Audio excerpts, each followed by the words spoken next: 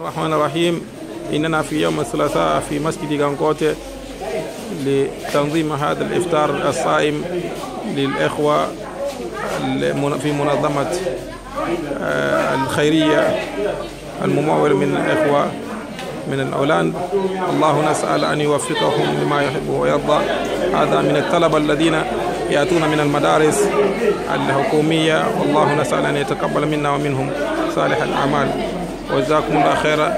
هذا فإن دل فإنما يدل على أخوة الإسلامية، حيث التضامن والتكاتف. والله نسأل أن يتقبل منا ومنكم صالح الأعمال إن شاء الله. هذه جزء من الإفطارات الصائم إن شاء الله. وجزاكم الله خيرا. فهذه فإن دل فإنما يدل على فهمهم للإسلام.